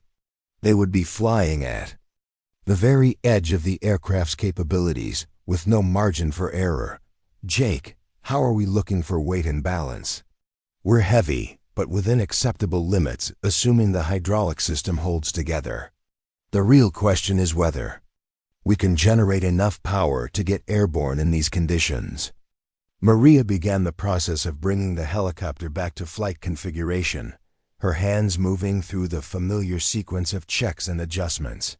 But nothing about this situation was familiar. The aircraft was damaged, overloaded, and operating in weather conditions that challenged every system and component.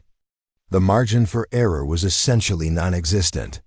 "Dr. Foster, you're going to ride in the right seat so you can monitor the critical patient during the flight. Lisa, I need you to keep a close eye on all the casualties and be ready to provide emergency medical care if anyone's condition deteriorates." The takeoff from the confined landing zone was even more challenging than the approach had been. The helicopter was now heavy with casualties and medical equipment, and the damaged hydraulic system was making precise control inputs nearly impossible. Maria had to use maximum power to lift the aircraft out of the clearing, the engine straining against the combined effects of the heavy load and the severe weather conditions. "Coming up," she announced as the helicopter cleared the treetops, immediately encountering the full force of the storm system that had been partially blocked by the surrounding forest. The transition to forward flight was a nightmare of turbulence and control problems.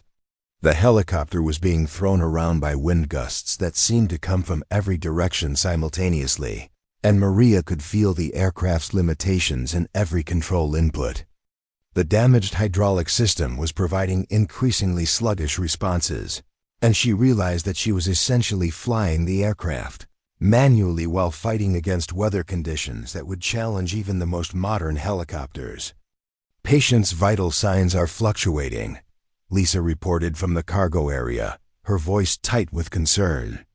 "The turbulence is causing stress on the surgical site." Maria felt the crushing weight of responsibility as she realized that her flying skills were literally keeping the critical patient alive. Every control input had to be smooth and precise, avoiding the kind of aggressive maneuvering that the weather conditions seemed to demand. It was like trying to perform surgery while riding a bucking horse, requiring a level of precision that pushed human capabilities to their absolute limits. "Jake, how are our systems holding up?" "Hydraulic pressure is dropping steadily, and the auxiliary pump is running at maximum capacity. The patch is holding, but it's under more stress than I ever intended. We need to get back to base before the system fails completely."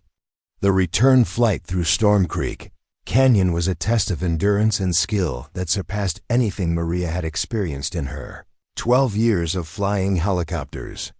The canyon walls seemed to close in around the aircraft as wind gusts tried to slam the helicopter into the rocky surfaces, while the damaged hydraulic system made it increasingly difficult to maintain precise control. She could feel her arms beginning to shake from the physical effort required to fly the aircraft manually. "Halfway through the canyon," she announced, her voice showing the strain of maintaining control in the chaotic air currents. But even as she spoke the words, Maria realized that their situation was becoming desperate. The hydraulic system was failing faster than Jake had predicted, and the control responses were becoming so sluggish that she was having to anticipate the aircraft's movements several seconds in advance. The margin for error was shrinking with each passing minute. "Captain, we're losing hydraulic pressure rapidly," Jake reported, his voice showing the controlled panic of someone who understood the implications of system failure. "The patch is starting to fail, and when it goes, we'll lose all power assistance on the flight controls." Maria felt sweat beading on her forehead, despite the cool air in the cockpit. Manual flight control in a helicopter was exhausting under normal conditions, but in severe weather with a full load of casualties, it would quickly become impossible. She had to make a decision that could determine whether they completed the rescue mission or became casualties themselves. "How much longer can we hold together?" "Maybe 10 minutes, maybe less. The system is degrading faster than I can compensate." 10 minutes would get them clear of the canyon, but leave them still 20 minutes from base. Maria began calculating alternatives, but every option seemed to involve unacceptable risks. They could attempt an emergency landing in the mountains, but the weather conditions would make that extremely dangerous, and the casualties needed immediate medical attention that was only available at the base medical facility. "Patient's condition is deteriorating," Lisa reported, her voice showing the strain of providing medical care in the turbulent aircraft. "Blood pressure is dropping, and I'm seeing signs that the internal bleeding may be resuming. He needs surgery within the next 30 minutes or we're going to lose him." The medical assessment eliminated any possibility of delay or emergency landing. The critical patient was dying, and only immediate transport to a surgical facility could save his life. Maria would have to fly the damaged helicopter through the remaining 20 minutes of flight time, fighting against system failures and weather conditions that were pushing human capabilities beyond their limits. "Jake, can you do anything to extend the hydraulic system?" "I'm trying everything I can think of, but the patch is failing and there's nothing I can do to stop it. We're going to lose power assistance, and when that happens, you'll be flying this thing with nothing but muscle power." Maria felt the first signs of hydraulic failure as the control stick became noticeably heavier in her hands.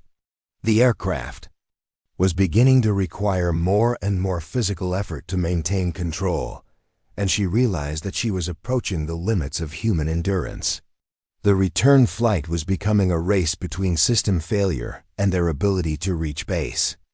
Before the aircraft became uncontrollable, "There's the canyon exit," Dr. Foster called out, pointing through the windscreen toward the break in the rocky walls that marked their escape from the confined passage.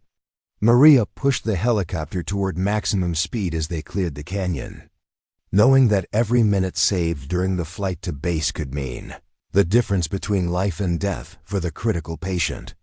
But the aircraft was fighting her every command, and she could feel the hydraulic system continuing to degrade with each passing second.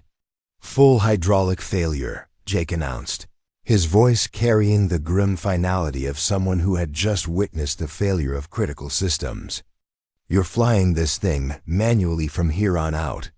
The transition to manual flight control was like suddenly being asked to arm wrestle a gorilla. The helicopter required constant physical effort to maintain control, and Maria could feel her strength beginning to fade under the relentless demand of fighting against the aircraft's natural instability. Every control input had to be precise and deliberate, with no margin for error or hesitation. "Patient is going into shock," Lisa reported. her voice showing the controlled panic of someone who is watching a life slip away. "We need to get him to surgery immediately." Maria gritted her teeth and pushed the helicopter toward its maximum capabilities, ignoring the protesting engines and the warning lights that were now illuminating the entire instrument panel.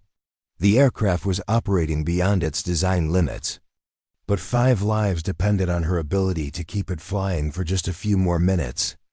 "Base in sight," Dr. Foster announced, pointing toward the lights of Cascade Mountain Rescue Station, visible through the storm. Maria had never been so glad to see those lights in her entire flying career. The base represented safety and medical care for the casualties, but more importantly, it represented the successful completion of a mission that had pushed both aircraft and crew beyond their normal capabilities. The ancient helicopter that others had mocked was about to prove its worth in the most dramatic way possible. Mountain Rescue Base. This is Mountain Rescue 47 inbound with 5 critical casualties. We have full hydraulic failure and are flying manual controls. Request immediate landing clearance and medical standby. Mountain Rescue 47, you are cleared for immediate landing. Medical teams are standing by. Emergency equipment is rolling. The approach to the base was the most challenging flying Maria had ever attempted. The helicopter required constant physical effort to maintain control, and she could feel her arms beginning to shake from exhaustion. The aircraft wanted to pitch and roll with every gust of wind, and only her experience and determination were keeping them in the air. "Easy does it," Jake encouraged, though his voice showed the strain of watching an approach that was pushing the limits of what was humanly possible. Maria eased the helicopter down toward the landing pad, her hands working constantly to maintain control as the aircraft fought against her every command. The rotor downwash was creating a hurricane of debris around the landing zone, and she could see the emergency medical teams waiting with stretchers and equipment. The helicopter touched down with a jarring impact that spoke of the challenging conditions and the pilot's exhaustion.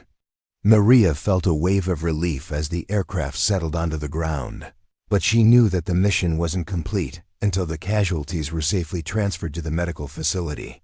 "We're down," she announced over the radio, her voice hoarse from the physical effort of controlling the aircraft. Shutting down engines. The emergency medical teams rushed toward the helicopter before the rotors had stopped turning, their movements urgent and professional as they began transferring the casualties to waiting ambulances. The patient with internal bleeding was rushed toward the surgical facility, his condition so critical that the medical team was already preparing for emergency surgery during the transport. "Outstanding flying, Captain," Major Harrison said as he approached the helicopter, his expression showing a mixture of relief and amazement. "I've never seen anything like that approach in manual control." Maria climbed out of the pilot's seat, on unsteady legs, her body finally registering the toll of the mission. Every muscle ached from the physical effort of controlling the aircraft, and she could feel the adrenaline beginning to wear off as the reality of what they had accomplished began to sink in. "How are the casualties?" she asked, though she was almost afraid to hear the answer. "All 5 are alive and receiving medical care. The patient with internal bleeding is in surgery, but the doctors are optimistic about his chances. The others are stable and expected to make full recoveries." Maria felt a surge of pride and relief as she realized that the mission had been successful. 5 people were alive because an ancient helicopter and its crew had refused to give up. When the situation seemed impossible, the aircraft that others had mocked as a relic had proven its worth in the most challenging conditions imaginable. "Captain Rodriguez," a voice called from across the flight line, and Maria turned to see Captain Wilson approaching with an expression that was markedly different from his usual swagger. "I owe you an apology. What you did today was incredible flying, and I was wrong to question your aircraft's capabilities." The admission from Wilson meant more to Maria than any official recognition could have provided. She had spent years proving that experience and skill mattered more than modern equipment, and today she had demonstrated that truth in the most dramatic way possible. Wilson, every aircraft has its place and its purpose. Old Faithful might not have the latest technology, but it has something that can't be programmed or purchased: reliability and the accumulated wisdom of decades of faithful service. Jake Thompson emerged from beneath the helicopter, his coverall stained with hydraulic fluid and his face bearing the satisfied expression of someone who had just witnessed the success of a repair that shouldn't have worked. "Captain, that patch held together long enough to complete the mission, but this bird is going to need some serious maintenance before it flies again." Maria nodded, understanding that the helicopter would require extensive repairs before it could return to service. But the aircraft had proven its worth when it mattered most, demonstrating that sometimes the most reliable machine was the one that had been tested by decades of faithful service. "Jake, you did incredible work keeping that hydraulic system together. Without your expertise, we never would have made it back. Just doing my job, Captain. But I have to admit, I've never been more proud of a field expedient repair in my entire career." Lisa Chun appeared at Maria's shoulder, her medical gear still packed and her expression showing the exhaustion and satisfaction of someone who had just completed a successful mission under the most challenging conditions. "Captain, all the casualties are stable and receiving appropriate medical care. The patient with internal bleeding is in surgery, but the doctors are confident that he'll make a full recovery." Maria felt a wave of emotion as she realized that their efforts had saved 5 lives that would otherwise have been lost. The mission had pushed both aircraft and crew beyond their normal capabilities, but they had succeeded in rescuing people who had no other hope of survival. "Lisa, you did outstanding work providing medical care under impossible conditions. Those patients are alive because of your skills and dedication." As the emergency medical teams finished transferring the casualties to the medical facility, Maria found herself standing alone on the flight line, looking at the damaged helicopter that had just completed the most challenging mission of her career. Old Faithful sat silent and still, its rotors drooping with exhaustion, but its essential mission accomplished. The aircraft that others had mocked as a relic had proven its worth in the most dramatic way possible. When the modern helicopters were grounded with mechanical problems, when the weather conditions challenged the most advanced aircraft, when the situation seemed impossible, the ancient helicopter had risen to the occasion and completed a mission that saved 5 lives. 3 weeks later, Maria stood in the squadron briefing room as Major Harrison read the citation for the Distinguished Flying Cross that she and her crew were receiving for their heroic actions during the Pine Ridge rescue mission. The words spoke of courage under fire, exceptional flying skill, and devotion to duty that went far beyond the call of normal service. The actions of Captain Rodriguez and her crew exemplify the highest traditions of military aviation, Harrison read from the citation. Flying a damaged aircraft in severe weather conditions, they successfully evacuated 5 casualties from a disaster zone when no other rescue was possible. Their courage and skill saved lives that would otherwise have been lost. But for Maria, the real recognition came from the letter she had received from Dr. Marcus Webb, the chief medical officer at Pine Ridge Medical Outpost. The letter was simple and direct, thanking her and her crew for risking their lives to save strangers in desperate need of help. It was the kind of recognition that reminded her why she had chosen to dedicate her life to rescuing others. Old Faithful had been repaired and returned to service, its hydraulic system upgraded and its engines overhauled. But more importantly, the aircraft had earned the respect of pilots who had previously dismissed it as obsolete. The helicopter that others had mocked was now recognized as a reliable workhorse that could be counted on when conditions were too challenging for newer aircraft. "Captain Rodriguez," Major Harrison said as the ceremony concluded, "I've received word that you're being considered for promotion to squadron command." Your performance during the Pine Ridge rescue has demonstrated the kind of leadership and flying skill that we need in senior positions. Maria felt a surge of pride and satisfaction as she realized that her career had reached a turning point. She had spent years proving that experience and skill mattered more than modern equipment, and now she was being recognized for the qualities that had made her an exceptional pilot and leader. Thank you, sir. I'm honored to be considered for such a responsibility. As she walked across the flight line toward Old Faithful, Maria reflected on the journey that had brought her to this moment. The helicopter that others had mocked had become her partner in a mission that proved the value of reliability, experience, and the courage to attempt the impossible when lives hung in the balance. The ancient helicopter sat on the tarmac, its olive drab paint still faded, but its essential systems maintained to perfection.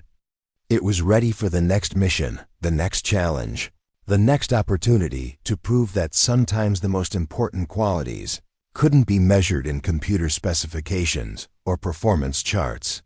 Maria climbed into the pilot's seat and began the pre-flight inspection, her hands moving through the familiar routine of preparing for another day of saving lives. The squadron's newest pilots watched from across the flight line, their expressions showing the respect that came from witnessing exceptional performance under impossible conditions. Old Faithful might be ancient by modern standards, but it had proven its worth when it mattered most. The helicopter that others had mocked had become their salvation, demonstrating that sometimes the most reliable machine was the one that had been tested by decades of faithful service and proven worthy of trust when lives hung in the balance.